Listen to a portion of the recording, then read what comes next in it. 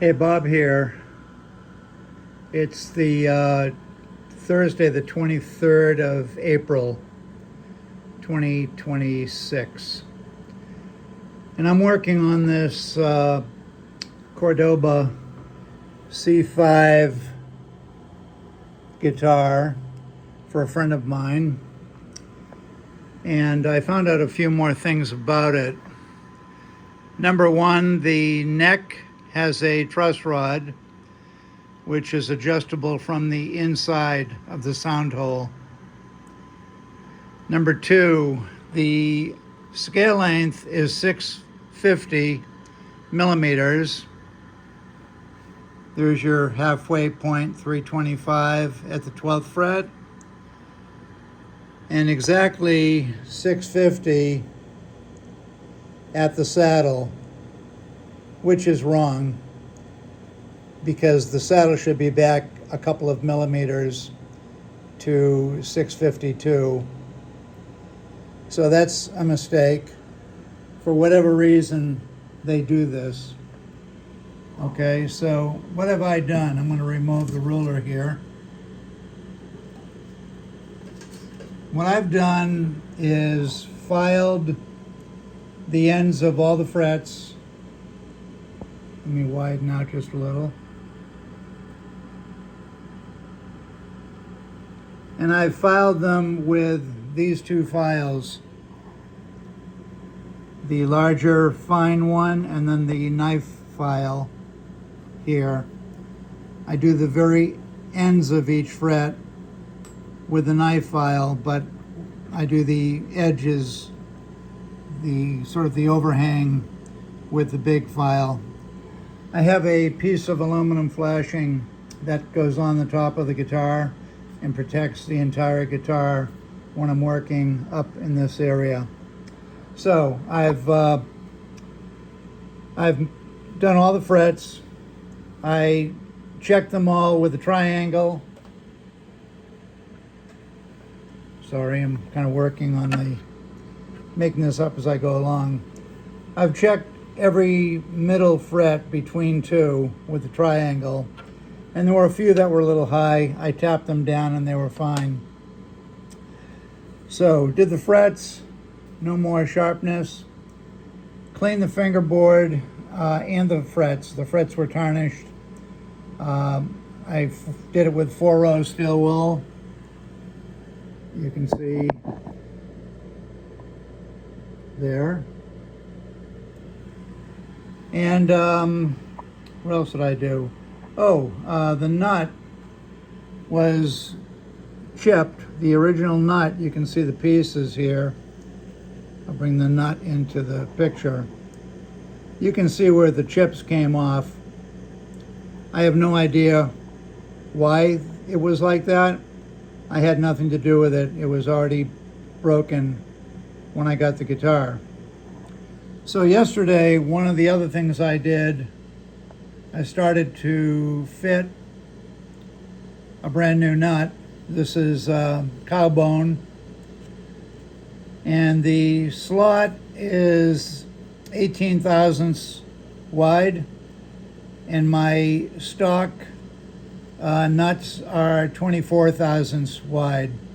So I had to thin down the blank that I had, and I fit it very precisely in here. And I cleaned the slot with files before I fit the new nut. Of course, I have to slot it and shape it and all that, but at least I got the hard part done. It's in there. Now the nut, the fingerboard at the nut is 51 millimeters wide, which for me is narrow.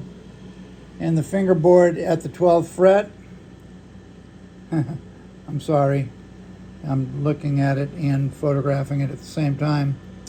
Right here is 61. So 61 at the 12th fret, 51 at the nut.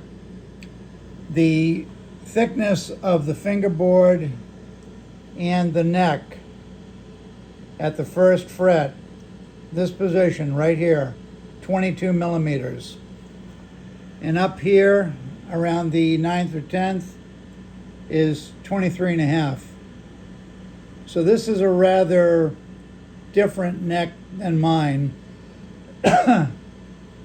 Mine go from 21 or a little over 21 to 25 up here. This is 22 to 23.5. And it's not a thin fingerboard. Let's sit down for a minute. The fingerboard is at least 6 millimeters. And it's tapered a little bit, as you can see, if you look at the 19th fret, but it's a rather thick fingerboard. It's not a thin one, for sure. So, yeah, so there's a compensation issue here. This saddle is kind of floppy in here. If I pull the saddle out, you'll see the two indexing pins, one right there and one there. And they glue those in here and drill a hole in the top, 2 holes in the top. Once they get it all fit, they drill this, put the pins in, and this is sort of the way I do it, only my pins are back in the valley, not under the slot. Okay, but anyway, this saddle is very roughly filed at the bottom. I marked it just to remind me of treble and bass. And I need to remove at least 1 millimeter off the bottom of this saddle, because I want to lower the action a minimum of 1/2 millimeter at the 12th fret across the board. I want to lower it at least 1/2 millimeter, and that'll bring it to 3.5 and probably about 2.7 on the treble side, and it will gradually go down from one to the other, those two measurements. Okay, as for the crack, I ordered some new Zap thin super glue. This one's like almost 3 years old. And I'll use this still for things that don't really matter. But if I'm going to fix a crack like this and use super glue, I want some brand new super glue, unopened. That should be here today.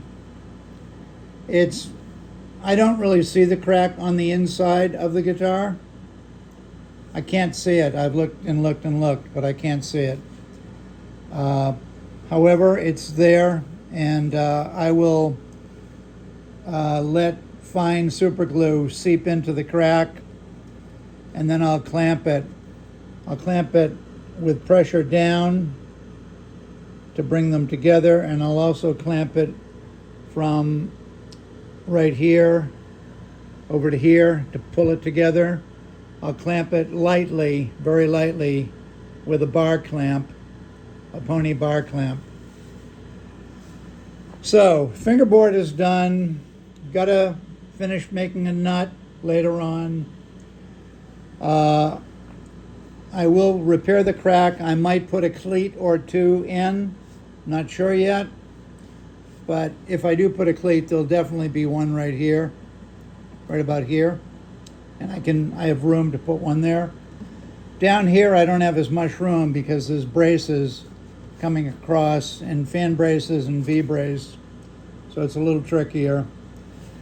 And I'll wet sand it with a very fine, small sanding block. And then I'll French polish it with a rather dry French polish pad. Not super dry, but minimum polish. I'll just sort of blend it back in a little bit. And I guess I looked at the truss rod. I looked at the neck, and the neck looks great to me, and the fingerboard looks great. There aren't any high frets anymore. And I have plenty of saddle to lower the action, which is great. So I guess what I have left to do on this thing is file the nut, file the string slots, make the ends of the nut flush, that stuff, just regular stuff like that. Fingerboard's done. I'll fix the crack and lower the saddle and string it up, make a few adjustments, and I'm done with it.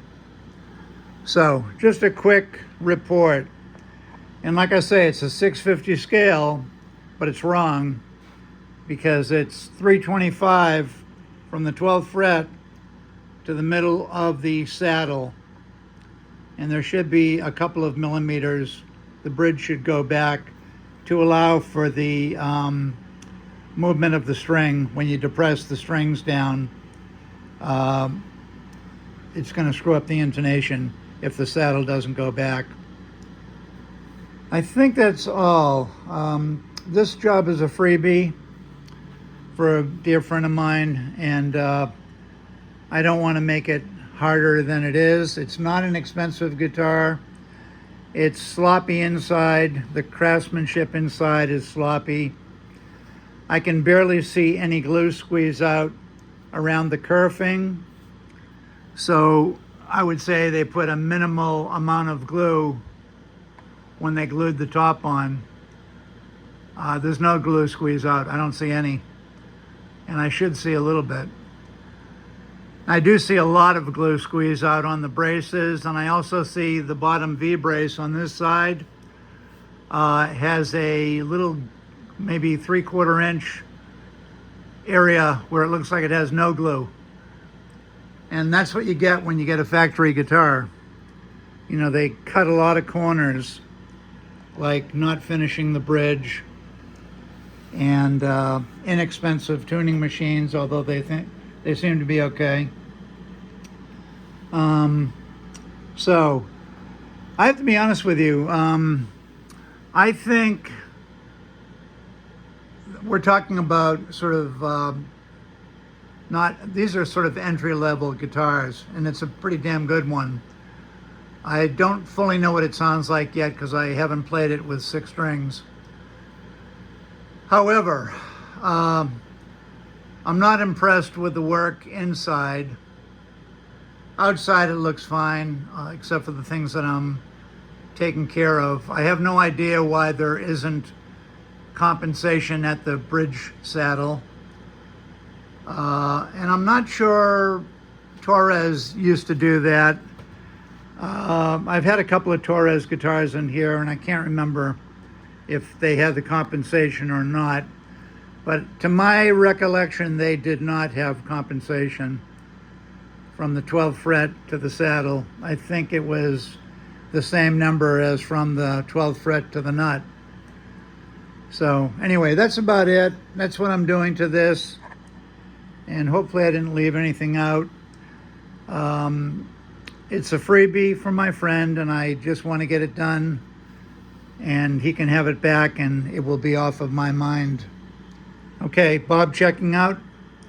Hope you all have a great day. Take care now.